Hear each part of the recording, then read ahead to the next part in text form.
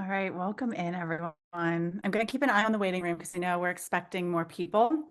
But I also know that hopefully, I think we're going to probably fill our time today with this conversation all about what less compliance even means. What is this whole shift away from compliance or and towards maybe a more interoception, more affirming approach? So, what does that all mean?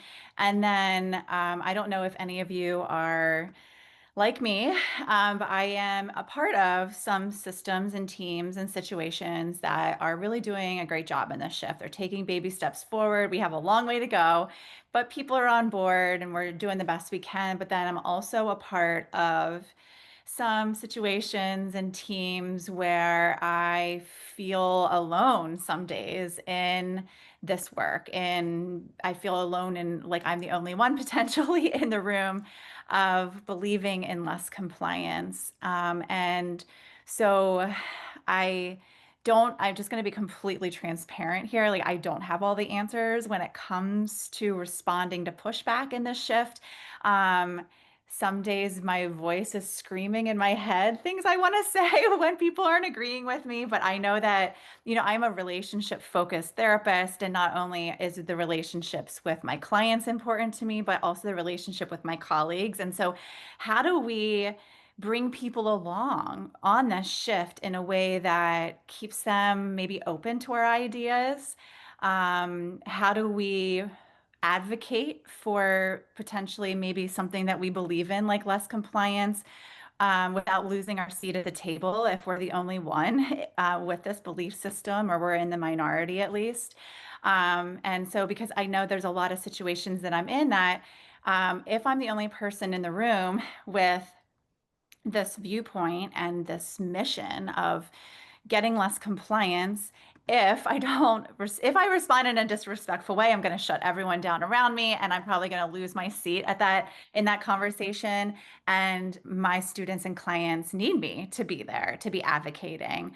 And so this is a discussion because I don't have all the answers about this, and I'm not sure if any of you have all the answers when it comes to this shift. Please reach out and let me know, because we are really like looking to understand this better. So this is not going to be a lecture format. It's designed to be a collaborative discussion. I'm going to stop sharing my screen at occasional times so we can see more of each other. And it's really just about this shift. I'm going to offer you, as the audience, several questions, and hopefully we can all collaboratively answer these questions and leave here. Really, our goal is to put more practical knowledge behind this shift, because sometimes I hear like, oh, this is so important. This shift is like really valuable. Like, I believe that, but like what I want to know is like how. Like, how do we make progress? How do we respond to people that are a little bit more hesitant in this shift forward? So hopefully we walk away with some really good practical ideas that's shared collectively. Just a quick logistical things. As I said, this is a discussion between all of us. So I can't see all of you, especially when I'm screen sharing. So I'm going to just assume you're all participating in a way that meets your comfort level. If you want to participate and respond to some of the questions that I'm asking, please feel free to do so in the chat. That's probably the best way, because I know we're expecting hundreds of people today. And I might not be able to read every single response in the chat here live, but what we're going to be doing is saving the chat and reviewing it after today. One of the goals that we've had all month, if you've been following along with my social media, and it's also a goal of today, is to take everything that we are discussing, that we are sharing together, and put it together into a community booklet, all about less compliance. And this is going to be a free booklet. And we hope this booklet will help us all, including me, kind of have a little reference guide of some practical ideas in there, how to respond to people that might be more hesitant about this shift. So everything you put in the chat will be really appreciated and put into this booklet. If time allows, I'm hoping to be able to if any of you are willing to unmic and share a little bit about one of the questions that we're talking about. You can use the hand raise feature. I do ask that you don't just unmute because we have so many people. Just use the hand raise feature, which is under I always forget what it's called, the little emoji section, the reactions, I think it's called. If you click on that, it'll pop open and there is a raise hand feature there. So I'll be watching for hands raised. Sometimes I can't even see them all when I'm screen sharing, but we will be looking for people that might want to unmic and talk. So just one thing, a quick note for today. We are recording this session. There's a lot of people that signed up that aren't able to come live. So we will be sharing this recording with all of you. Those of you that are here live or in the recording, by keeping your camera on here live, there is a potential for your face being a part of that recording. So that is by turning your camera off, we are assuming consent of your face being in that recording. Also, anything that you put in the chat, or if you do unmic and share something, all of that will be a part of either the community booklet or part of the recording. So I just want to let you know how we're planning on sharing this free recording with people. Okay, so and I already mentioned our goal is to build this collaborative booklet. And so we've been really getting a lot of people discussing in our social media. We also, if you're on our email list, we send out a survey that's asking a lot of the questions I'm going to ask of all of you here today. And we've already had 118 people. Actually, I checked it this morning right before we got on, and it's at 124. So the survey is growing. We've had 124 people take it. And if you wish to take that survey, we can get that survey link put in the chat for you. So I don't know if my teammate Paige is still here, but Paige, if you're here, pop that link in the chat, and if not, I'll get it at the end. So I'm going to be sharing some of the responses that are already coming in from this survey. But if you want to take the survey yourself and get your voice as a part of this whole booklet initiative, feel free to join. Okay, so let's dive in. So my first question for all of you, and I think this might help set the stage because so many people have different understandings of this term like less compliance means. A lot of people share with me that they're picturing like mass chaos and like there's no rules and no structure and kids can do whatever they want. So I would love to hear from you, like in your own way, how do you explain what less compliance really means? And if you want to go ahead and share that in the chat, or if you want to raise your hand, I'll try to keep a watch out for people raising your hand. But what does this concept of less compliance mean? I see Ellen saying it's essential versus non-essential demands. I love that. And really thinking about like, is what we're asking a person to do because is it something I need them to do because it makes me comfortable, or there's a safety issue here. So I think it's really important to really think about all of that. Let me see. Lori's saying focusing on intrinsic versus extrinsic motivation, 100%. So that extrinsic motivation is really like where compliance comes in, and we're working on different ways of quote unquote modifying someone's behavior. Chantel, letting go of control as a parent, practitioner, anyone supporting the child. Megan saying honoring the individual. Emily's allowing for engagement to look different ways rather than one. Yes. And I think sometimes we adopt this very, very narrow mindset of what it means to be successful at participation. And I really love that you are reminding us that that participation, how that math assignment gets done, or how that person engages in lunchtime in the cafeteria, that can look so different for each person. And that successful participation definition really needs to be expanded. Yes, and I see a lot of people saying, like Michelle saying, it's about the student and their needs, or giving children their say in the learning and their body autonomy. So lots of really great things coming into the chat. Again, if you're just joining us right now, we will be saving the chat and really using some of the responses to create this free this free booklet. And I'm going to read a couple more here in just a second, but I'll show you a couple of the responses that we're getting from the survey that I mentioned. So one person in our survey said less compliance means stepping away from so I have too many windows here. Stepping away from authoritative control, not from caring adult leadership, we can let go of a focus on compliance and still offer structure, guidance, and clear boundaries while caring about the child's emotional world. And yeah, so this isn't really about us completely allowing this free for all. It's us just really coming into this mutual leadership role. And another person in our survey said being curious about why a student isn't doing what's requested of them and what can I do to better support them. So really taking ownership in our role of how our client is able to participate and what are we bringing to the table that might be presenting a barrier or is inviting that participation. Um, so I see a lot of people saying that this less compliance means meeting the student or the child or the client where they're at, respecting self-advocacy, lots of mention of autonomy. Less compliance equals more collaboration. Yeah, a couple people saying about collaboration. Less compliance means listening and honoring their own needs in a way that feels safer and more comfortable for them to do it. Honoring the student's unique needs and processing difficulties. I see a lot of really great responses here in the chat. So let me just see if um, anyone had their hands up. So let's just keep checking the chat here for a second.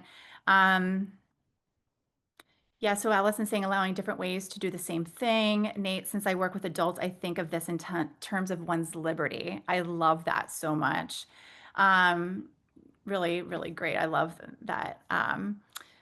Nate saying students need to be taught how to use their liberty safely and in their own personal best interest so that external forces controlling liberty of an adult can be minimized. And then Allison leading with wonder. I love that word, wonder. It's up there with my favorite word, curiosity. So leading with wonder rather than judgment about what barriers are in the way for the client and how to do a better match for their experience and needs.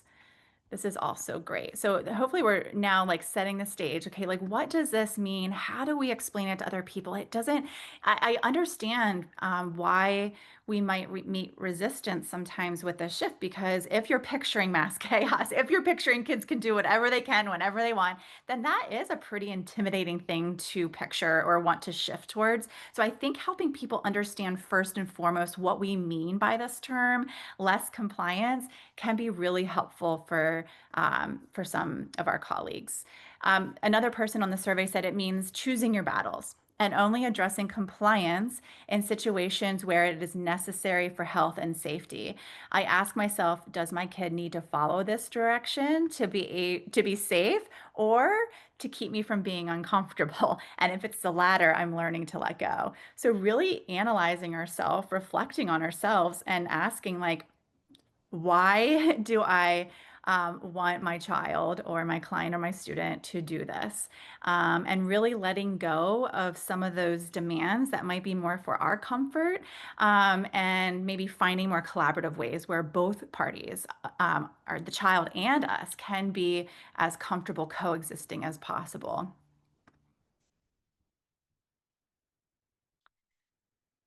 Okay. So let's move on. Now we talked about like what do we really mean by this less compliance thing? And my next question for all of you is like, what's the biggest misconception you've heard about less compliance and how do you respond? I already shared some of the misconceptions that I hear, like people saying that kids can do whatever they want, or it's a free for all, or it's mass chaos, or there's no rules, there's no expectations. Like, but how do you then respond if you're hearing pushback? Like, what is the pushback you hear, and how do you respond to that?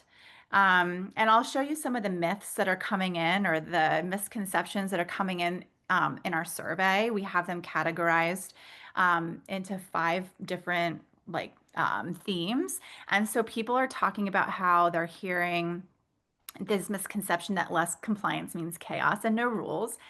They're also talking about how sometimes people have this misconception that without compliance, adults lose authority and boundaries. And that's not at all what we're advocating. We're going to talk about that a little bit more. Most nervous systems need expectations and boundaries. Myth three, less compliance makes kids spoiled, lazy, or disrespectful. Myth four, without compliance, kids won't learn or will misbehave. And myth number five, less compliance is unsafe. We hear that a lot too. So these are the five main things that misconceptions that we hear people like that have misunderstanding of less compliance. Let me see what you're saying in the chat. So I see Chantel saying that they won't learn what the word no means. Yes, I've heard that quite a bit. Um, yeah, and I think we're going to talk about this later, but it makes me want to go on a tangent. Like, don't we kind of want them to know the power of no? Like, thinking about them as adults, vulnerable adults. I want my clients to know that they can say no to things. Yeah. Sarah, I see you have your hand up. Would you like to unmic? Sure. I was just going to share that I work in school-based setting, and this past Monday we had a conference for all classified staff, so lots of instructional assistants and bus drivers, and I presented on interoception, and this came up, and one of the things that I asked was just put the question right back, which is like, well, is what we're doing working? And if it's not working, then let's be brave and try something different. And I don't think anybody thinks that what we're doing is working right now. There's chronic dysregulation, and we are traumatizing children at school. And then the point where someone brought up like about kids needing boundaries and structure. And my response to that was like, well, what if the structure was that they could count on adults to be there for them in their bodies? And if like what if that was the framework instead of a no or instead of an expectation that an adult is putting on a child?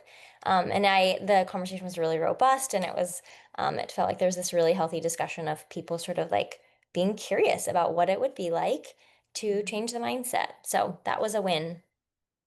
I see lots of people sharing their clappy reactions in case people are here in the recording and can't see that. But I love that. And what I like so much about that is that you are modeling curiosity by inviting them to consider through questions like, is what we're doing working? What would this look like? And how would this work? Like, I just love that so much. It sounds like a really productive conversation. It was Yeah. great. Yeah. Thank you. All right, let me just check back in with the chat here. Um, so Penny is saying response is that we are teaching the child person their own boundaries, which I wish as a young child someone helped me with that more. That's an active pursuit I have as an adult. So right on to that, Penny. Susan saying adults often seem to become dysregulated when they feel they are losing control. Yes, I know this as a fact, as a parent myself, and especially a parent of teenage daughters, that my instinct when I start to feel dysregulated is to want to go right to compliance because that is what I'm conditioned to do. That's the culture I was raised in through no fault of anybody. It was just, compliance is everywhere. And so that is my instinct too when I'm losing control. Like my nervous system is just like, do you want to lose your phone? Or, like going right to compliance things.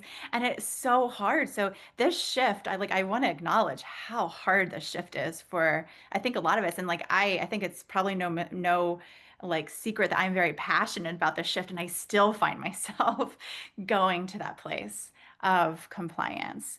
But it definitely, like Susan's saying, can be to the detriment of the child. And you're speaking about from lived experience with your son. So thank you for sharing that. Sophia's saying, assuming that a kid doesn't really need to go to the bathroom.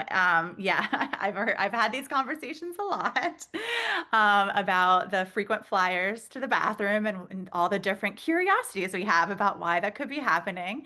And not really meeting that with a compliance base of like, you can only go to the bathroom X times a day, or you have to wait till a certain time period to go. So really shifting away so that kids can really listen to their body. And maybe it's actually not meeting the need of voiding, it's meeting the need of, compliance. their sensory systems or their nervous system, whatever it is. And maybe they're overwhelmed, or maybe they're feeling unsafe. And that's like a really healthy self-regulation goal, that they're doing right there, is meeting the needs in their body. Chelsea is saying, pushback that you hear, is that they'll never participate in anything. And I've heard that too. Like, if we let them out of this one thing, then it's just going to mean they're never participating in anything ever again. And I really invite people to consider again, like, if you've ever skipped something or you decided not to do one thing, how did that work out in your life? Did you just stop doing everything altogether for the rest of your life? Probably not, right? You probably got back up and probably maybe were even more restored and regulated because you skipped the one thing your body was saying, I'm not ready for this. And you went on to being able to participate more fully and more regulated because you had that boundary in place. Yeah, so many good things, coming into, the chat. Sophia saying using rewards in toxic ways, like the traffic like motivator, with red as unfocused and green as super focused. I know there's a lot of pushback on charts like that. And Francis saying some staff feel they are not fully including a child in the classroom if they have different rules than other students. Yeah, but like, they let some kids wear eyeglasses and other kids don't wear eyeglasses, or they let some kids get their insulin from the nurse and not others. So, I think this needs to just, be a continued conversation.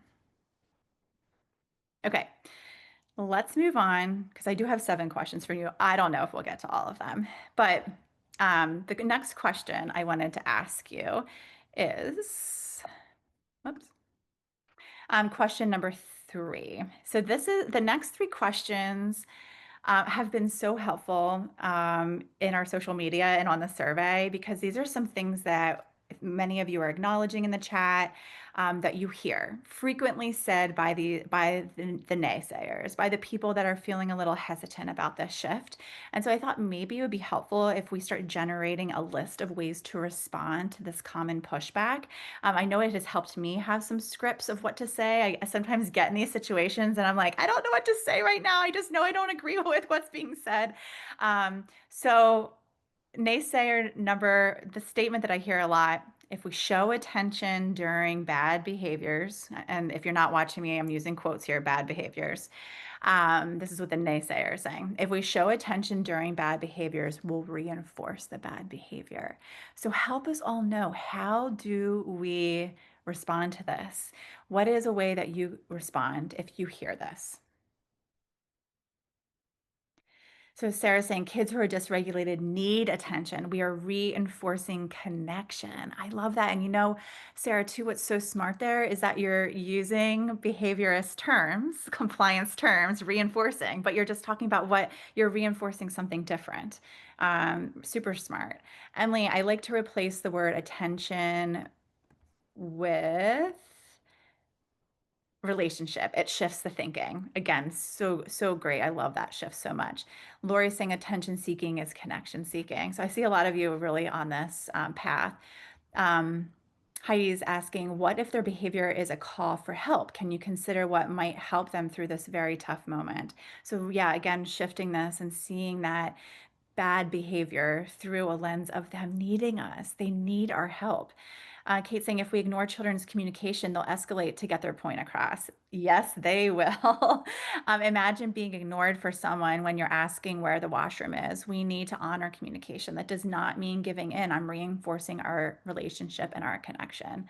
I love that. And isn't the irony, it just makes me think of this. The irony is that a lot of the kids that, have been subject to planned ignoring, many of them also, if you look at their IEPs or their outpatient goals or whatever it is, there's a communication goal there. But yet we're not reinforcing their original source of communication, right?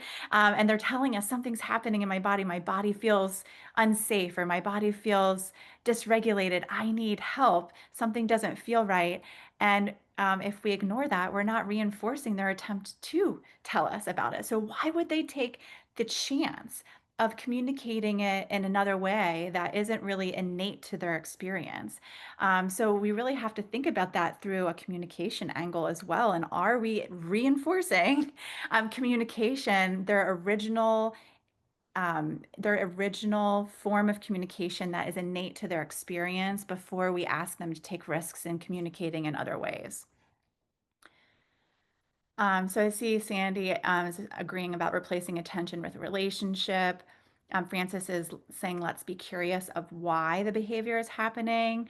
What is the stress response that is happening? And then how can we assist with co-regulation to help decrease the stressors? So a lot of deep whys and wondering and curiosity in that for sure. Allison's saying, I have worked to change people to replace behaviors with observable behaviors, which changes the conversation because when we talk about the observable behaviors are what we see, but not what is going on. So it sounds like you're helping people to get deeper beyond that surface as well. Ah, Penny, I like that. Let's have a time in rather than a time out. Time in relationship, a time in co-regulating. I love that so much. Allison's saying there's always a reason for a behavior. Let's find it. Nate, ignoring misses the teaching opportunity for coping skills. It should be considered a missive of care as opposed to a behavioral tool. It is a missive of care. Absolutely. Gretchen, how do they replace with healthy coping strategies if we ignore them when they are seeking support? Absolutely. Such a great point, especially when that co-regulation piece is us coming in and working together with them and helping to find those alternative coping strategies. And yeah, ignoring bad behavior can create low self-esteem from Susan for sure. And then Heidi's offering about Stuart Shanker talks a lot about misbehavior versus stress behavior, coming back to the why and the reason. I love that too, like really reframing it as a stress behavior. Okay, so just a couple sample responses we've heard in the survey. Um, I think it's pretty much in line with what you're saying in the chat. Someone said we're not reinforcing bad behavior, we're reinforcing the relationship. So a lot of you said that. Another person said, has that worked for you up until now? So again, another reflection from the chat because it hasn't for me. So I will try another way instead of constantly doing something that doesn't work. But thank you for your concern. Another person said, I used to use planned ignoring until I knew better. I found that when I comforted and assisted in regulating my students, the big behaviors lessened. This was reinforced with the data I collected. Again, I thought, though people just said I was the oddball out. So this person in the survey was talking about being very alone in the setting that she's in, but really leading the shift in her own classroom. And then another person said, we're not saying that the behavior is right. Instead, we're seeking to understand the behavior and why it's happening for a child. And I do hear that too a lot. And people will ask, like, well, if I'm curious about why it's happening, does that mean I'm okay with the behavior? And we're like, no, like, it doesn't mean you're going to quote unquote condone the behavior. You're not consenting. Like the other day, I give this, I've been giving this story quite a bit. The other day, I was in a classroom and I had a shoe thrown at my head. Like, okay, I don't consent to having a shoe thrown at my head. I am not okay with it. I do not condone that. But was I curious about why that student was throwing a shoe at my head? Heck yes, I was. I was really curious. I wanted to know, like, what do I need to do differently to, first of all, help them feel safer and more regulated? Maybe it wasn't even about me. I didn't know, but I was so curious. I was so curious about wanting to know more about the why the shoe was throwing. Now, did I tell them that I didn't consent to that happening again? Absolutely. And I think that's okay. That's where we're holding our boundaries and we're giving expectations, but we're also going to be deeply curious and be in it with the student to help find alternative solutions. All right, so next one. And if you're just coming in, welcome, welcome. We're talking about things that we tend to hear naysayers state when we're talking about less compliance. So one thing I hear a lot is, we can't let them to get out of this task or they'll think they'll get away with everything. So what we're doing is we're generating responses. Like how can we respond to this pushback in a way that might be productive for all of us? And just some sample responses we're getting from the survey, and then I'll check in at the chat. Someone said we both have the same goal. of having children complete the tasks they were given. So the goal of less compliance is not to stop demands. We have the same goal. We want participation, right? It's just like this person saying, I would like to modify the expectations so that we can experience success and then look at challenging for the next task. So we're really looking at how do we modify the task, the environment in order to inspire participation.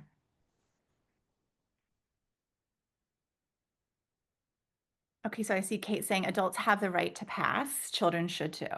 Absolutely. The goal isn't to let the child get away with everything, but to find out why they want to refuse and help them work through it. Right. And isn't that building such a great skill of I could knowing disconnect my that? headphones for a moment because it's not working with them. I'm If you sorry? hear this talking, that's why. Oh, I think someone might have accidentally unmuted there. Um, yeah, so great point there. Let me see. Adrian, if our goals are clear, then the task should not be so important. Also, people get so wrapped up in the cute task they designed that I feel like compliance ensures it will be used. The goal is what is important, not the activity. I'm just giggling a little bit, Adrian, because I have put some blood, sweat, and tears into designing creative um creative activities for my clients, thinking that they were going to love them. And the one time I created this whole Minecraft game, it was all about interoception. And I showed up with my client who was 7 years old, and I showed him like he loved Minecraft. And I was so excited. I spent hours on this game, and he took one look at it and he crumpled it up and threw it across the room. And his mom was so mortified. And I'm like, listen, like, let's talk about the ownership I have in this situation. Here I was coming to his house every week. We were following the same pattern. We were doing interoception experiments. We were learning about body signals. And then I came one time and I really switched it up. I came in with this Minecraft game. I was taking his favorite love and I was probably making it look wrong and then the session was a different schedule. It was very unpredictable. So I had to take ownership in that. That was my fault.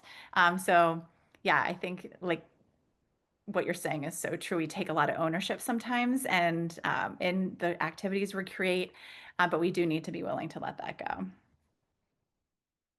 Chelsea's saying, I often discuss with them the idea of safety, stress response, and frontal brain reactions. Have we examined that they all have all their basic needs are met?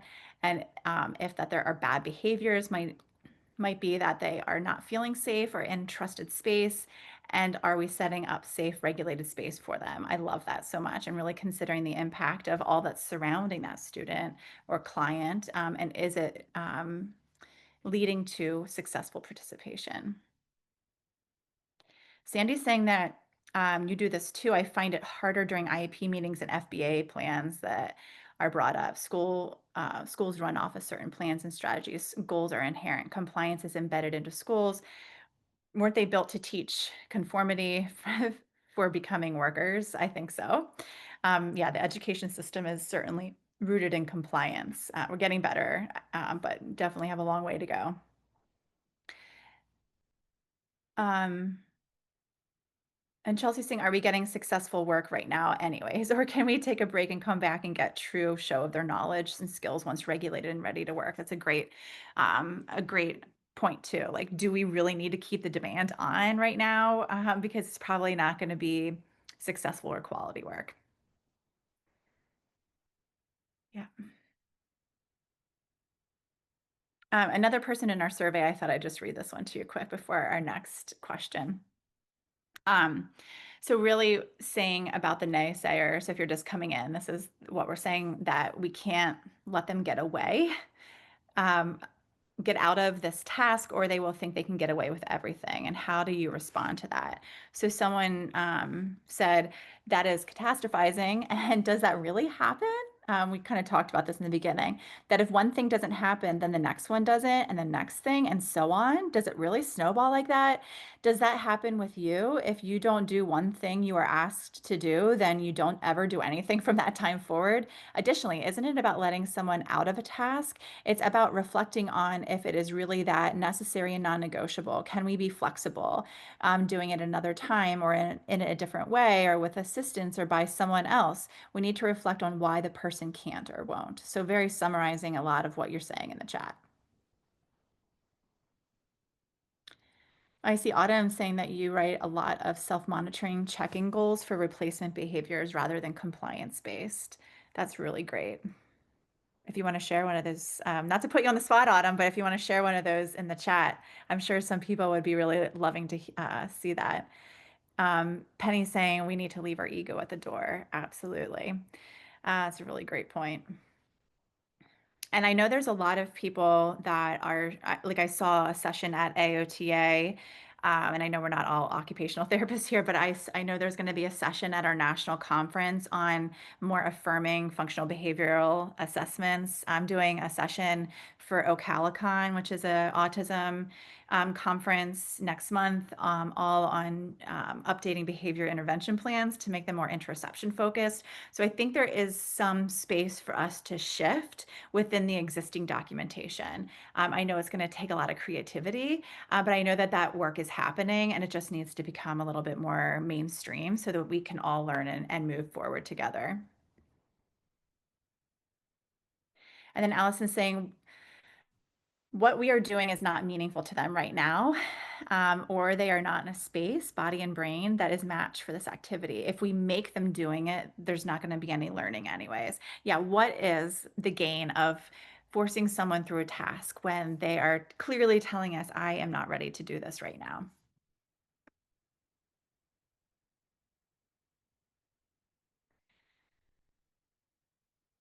All right, last one. So this is the third one.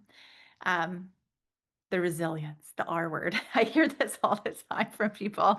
Well, if we don't enforce strict compliance, they'll never learn to be tough. They'll never build resilience. They'll never know how to have a job. They'll never know how to listen to a boss. Like all of those things, like thinking about the future. So how do you respond to when someone says this? So Jess is saying resilience is built through relationships. Yes, it is, 100%. And what kind of relationship comes from compliance? It's usually a power hierarchy where one person is in control and the other person is not, and the other person is forced to push through, to ignore how their body feels in order to please other people. And that is not resilience. Allison saying people are less successful when pressured or overwhelmed. Taking a break can improve their ability to participate and make them more successful. 100%. Emma saying trauma experiences do not build resilience. Well stated. In case someone doesn't maybe get the I don't know if anyone has the knowledge about, there's quite a few studies out there looking at different forms of compliance and linking it to PTSD and other trauma experiences. Oh, and anyone that was listening to Autumn, talking about the shift in goals they're putting in IEPs. Autumn, thank you so much putting an example in the chat. I'm just going to go ahead and read it because I know some people are not here live and you won't be able to see this goal. So Autumn's offering this goal. By next update period, the student will complete his self-monitoring system, which means take out complete body scan, 5-point scale, ready, not ready, whatever that is for that student, in order to promote self-regulation with at least an 80% level of independence throughout the quarter. So I love that, like really them taking ownership of if they're ready or not ready for the next task. And I'm curious, like I've heard people talking about this, and I would love to be able to do this in IEPs, and I don't know if anyone is out there doing this. In my area, I haven't seen anyone doing this, but putting in some goals then for how weaving in how an adult will respond to the student. So what happens in that scenario if a student is self-monitoring and they say, I'm not ready? So what is then, how is that adult going to respond in order to help the student to be able to meet the rest of the goal? So I think that's an interesting thought to maybe run with. I see another goal here: given unrestricted access to communication supports and social, emotional, and executive functioning supports, student will demonstrate success with a self-monitoring check-in system through evidence by returning to his scheduled activity or completing a feel-good activity and or basic need in 55% of the opportunities. So really, again, reflecting on how their body is feeling. Am I safe enough? Am I regulated enough to participate? Really great. And I'd love to know how you are supporting the students also that are saying, I'm not ready. I love this shift. Kate is saying, if we don't respect autonomy and choice, they'll learn to be people pleasers and ignore their own needs. Yes, that's not resilience, right, Kate? That is definitely not resilience at all. That is actually can be considered in some, maybe you want to be pretty like bold here, that a lot of times that can be similar or the same as a trauma response of fawning. Um, yeah, and compliance, um, again, linked to the trauma. Resilience is often the misrepresentation through masking and behavior therapy. Yeah, Lori, and kids get reinforced for masking all the time, right? Because they quote unquote their behavior looks better to outsiders because they're masking and holding it together and hiding what their body actually really needs. Chelsea's saying, I often discuss with them the idea of safety, stress response, and frontal brain reactions. Have we examined that all their basic needs are met? And if they are bad behaviors, might that be they are not feeling safe or they're not in a trusted space? And we are setting up safe, regulated spaces for them. That's fantastic. Okay, so there's a lot more responses coming in about how to respond to this. But I do see Chantel, I see your hand is raised. So let me just take a pause from the chat here and hi, hear what you have to say. Hi. Hi. Hi everyone. This kind of goes back to I guess a little bit earlier, but I didn't think you'd listen so quickly to my raised hand. But with all this compliance chat, and I've got a teaching background as well, but I work specifically with PDA children and their families. My son is PDA, I am PDA myself. And I think what also like the pushback that I hear from families is although everything seems like with the masking that they do at school, what the families don't feel supported with is no one sees what happens at home, right? Like that unraveling, like what all those accumulation of demands and or perceived demands and questions throughout the day have on the child. And what I hear from families is this lack of time to implement these things, Mhm. right? Like how long it actually takes for them to actually connect with their child because of all those other things, and I'm assuming a lot of people here are parents, and I think we can all agree how hard that is. But yeah, I just wanted to add that as well, that accumulation that comes in, and then that perspective from the parent of, this is all kind of great in theory, but how, right? Like how do we do it? I spent 2 hours last night co-regulating with my son, and he was fully just not speaking, and it was very hard for me. But eventually we got there. But I think yeah, I'm kind of babbling on now, but you've just talked about so much, and I just think it's yeah great to just add that angle in. Yeah, thank you for that. Do you mind if I ask a follow-up question? Do you feel like um, if the day is filled with less compliance, it would be easier for you at home at the end of the day? Or like, what do you think about that? Um, I think if I think of schooling where my son is, so we're a Montessori family, so it is a little bit easier for him. He still masks heavily at school, but I do think having such dedicated teachers, my son has an incredible teacher in that relationship, and it sounds like everyone here is kind of on that same like support journey with the children that they work with, which is amazing. Um, but yeah, I do see that when the demands are less throughout the day and he has that much more control, that his evenings and transitions are much easier to manage, for Yeah. sure. Thank you for letting me ask that follow-up question and for Mm. sharing that. Because I think it's really important for people to hear. Because, like you said, I'm sure there's a lot of parents here, but there's also a lot of professionals. And I've been part of school teams that they won't even like they many times they don't even want to have these conversations because the kid is doing so well at school. And I'm like, but let's hear from the family and what's happening for them at the end of the day. And what does that tell us about, our structure and framework at school? So thank you for sharing that perspective. I think it's really important. Oh, you're welcome. Thank you for the platform. Yeah.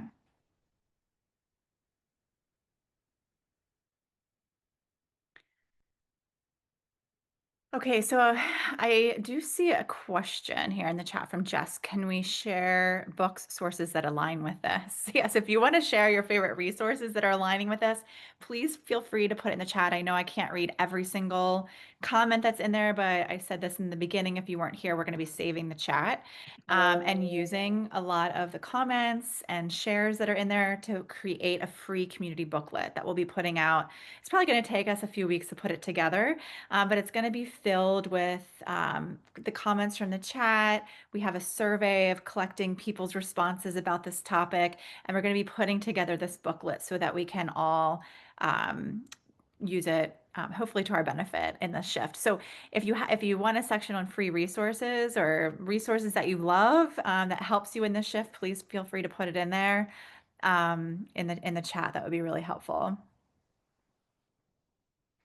Yeah, I see Chantel saying this collaboration when it happens from all involved is magic. It does take a village. Yes, 100%. So I really appreciate all of you being a part of this and really helping us. All right, let me go ahead and re-share because I do have, I think, 2 more questions. Okay, question number 6.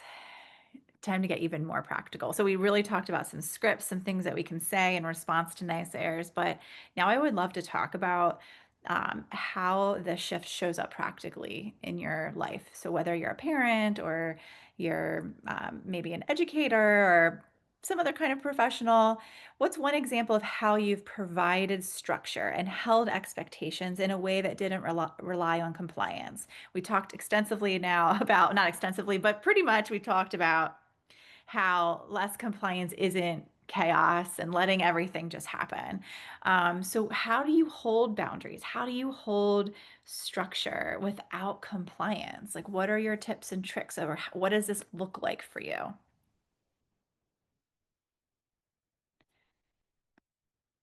And I'll give you a couple examples from the chat or from the survey while you might be putting your ideas in. Someone said, I ask myself, does this kid need to follow this direction? Oh, we already said this one. To be safe or to keep me comfortable. If it's the latter, I let it go. I must have really liked that quote because it's really good. Someone else said, offering choice while continuing to reinforce that their classwork still needs to be done, offering breaks, offering an alternative place, seating, other options while they continue to work. So the goal is still there to try to get the work done, but what are we offering in terms of choice and how they might modify that task in order to meet their body needs so that they can do well? All right, let's see if anyone has any examples. There was a lot coming in. I know a lot of people in the survey talked about how they use a lot of elements of predictability. So visual support, social narratives, but not using compliance ways, just helping someone to know what to expect, different ways that they can express if they need help, all those kinds of things. And I see Caitlin saying, oh, Caitlin was saying something to Chantel, sorry. Megan saying, as an IEP coach, I try to help parents understand that if their child falls apart at home, they should be given supports for sensory regulation at school. Parents often don't realize that if their child's grades are fine, this is still a school issue. And I coach them in how to talk to the school team about the need for support. That's really good. I love that. Oh, Adrian, I see your hand is up.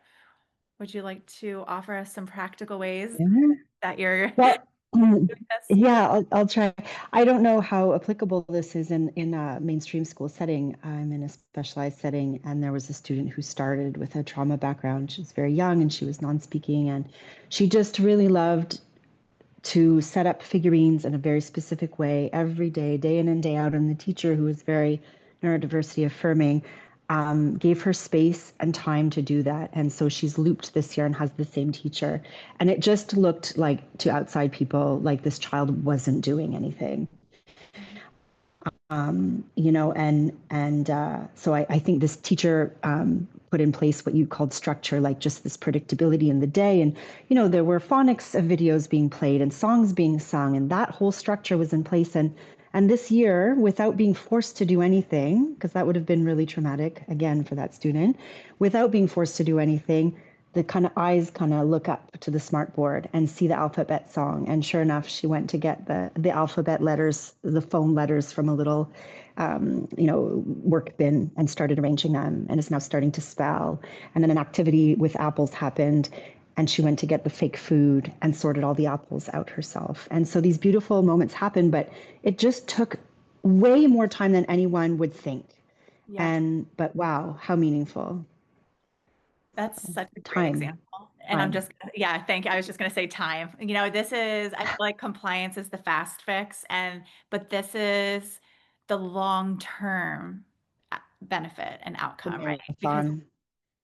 that student is probably going to flourish as long as she continues to have safe relationships at that school. It's such a great example. So thank you.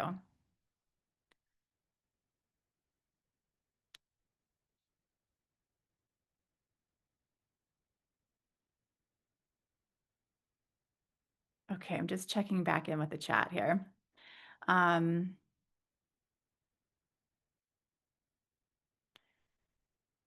Let's just see. Okay, so Gretchen saying visually structured tasks, clear understanding of what finished looks like, visual timers, working clock, options for breaks.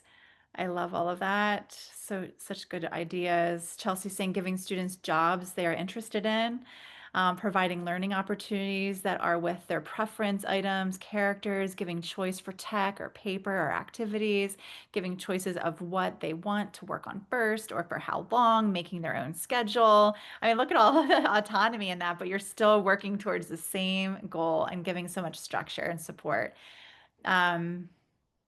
Jamie's asking, have you all discussed impact of daily behavior sheets carried around school on clipboard that really seem to make a lot of kids cry at the end of the day or give up early in the day when they lose their points and alternatives for them? Yeah, that's definitely a form of compliance that I have seen that have been very dysregulating to a lot of my clients, 100%. So it's just like, I see a lot of people agreeing that they also see a lot of anxiety coming from those and feel strongly that there's a huge barrier to relationships and genuine connection when those kinds of things are being used. I can't imagine how someone would feel if someone were taking notes on me all day long from Chantel. True. And Sarah's saying screaming and check in. We should end check-in, check-outs that are attached to rewards and no more email your parent threats. And Kate's saying when students understand the why behind tasks, I think that's so key, explaining the why behind what it is we're asking for. So if they understand the why behind tasks and realize they aren't simply compliance based, it's so much easier. Of course, let's get your snack and bring it to your desk. Yes, you can eat anytime you need, but we eat at our desk so our classroom stays tidy and we can make sure you're not choking. So you're explaining the why behind you want the snack to be at the desk. That's so powerful for so many people. When students know they can eat, there's no sneaking snacks at lockers or bringing it into the tent to eat. Their needs are met, so they choose to comply with the expectations. Perfect example. Chantel, it warms my heart to hear examples of teachers supporting diverse play experiences, ways of being interacting. So I think that's in response to the lining up of the little figures. Penny's saying I'm becoming more curious about risky behaviors and what teachings this brings to the child and their awareness of their bodies instead of going into protection mode. Yeah, that's a really great connection there, Penny. And then Susan's saying sometimes an OT eval should be requested. There could be unaddressed sensory needs behind the child's refusal. There definitely can be a lot of underlying needs, including unmet sensory needs. That's a great point. All right, so I have one more question for you. I know we're kind of running out of time here. So we kind of had this whole conversation. This was something we put in the survey and on social media. I've been hearing some pretty fun responses, but would love to hear from you to complete this sentence in relation to compliance. So I used to think compliance was what, but now I know what. So kind of like this shift in how you are growing in your understanding of less compliance. So what did you used to think it was about, and now where kind of are you in this understanding?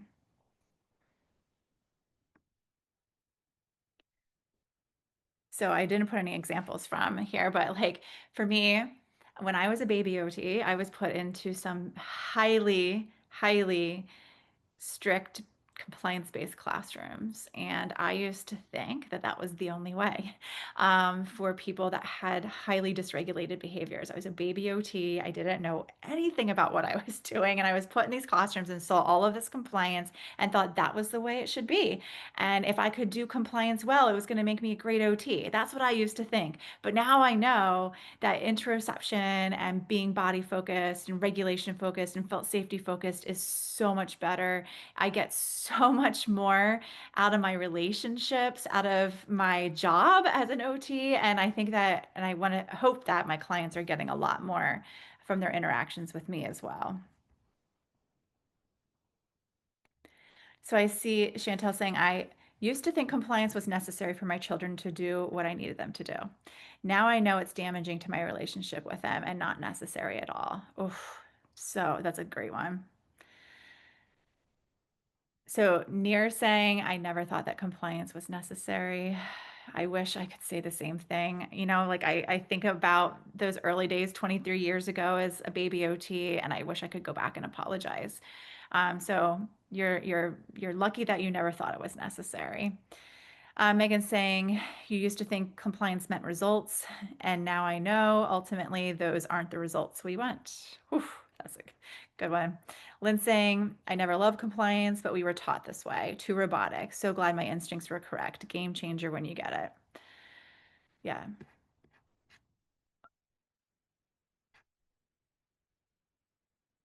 Okay.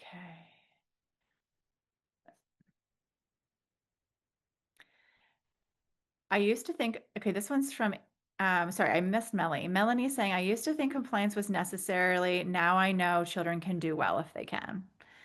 Adrian saying, I used to think autistic children didn't know what to pay attention to, and so I thought it was my job to ensure their attention to the right thing in order for them to learn productive language. Sounds like you had a pretty hard lesson like I did there, so thank you for sharing that. Lydia saying, I used to think that compliance would help students integrate into society better. Now I know non-compliance is important to keep students safe. And Allison saying, used to think compliance meant getting done what you were supposed to do when told. Now I know it means getting things done in your own way on your own time. Emily King. Hi, Emily. I used to think compliance was the only way to parent. Now I know that it can cause more dysregulation and can be damaging. Penny's saying, now I know that I don't need to be compliant with the compliant theory. No more complying with compliance. Francis saying, I used to think compliance helped monitor a student's progress, but now I know it's more important to understand all the complex needs the students need to behave, addressed to supported participation and engagement. Jennifer said, I never thought compliance was necessary, but now I have a better understanding of why. I also have better ways to share this as I work in a very highly compliance-based setting. I'm so glad, Jennifer. I hope this is really helpful to you. And then I see a couple questions looking for resources that are answered. Okay, so that kind of brings us to the end of our conversation. I hope that this discussion was helpful. I know I'm walking away with some very practical ways of continuing advocating for the shift. And I hope that this was helpful to you too. I can just grab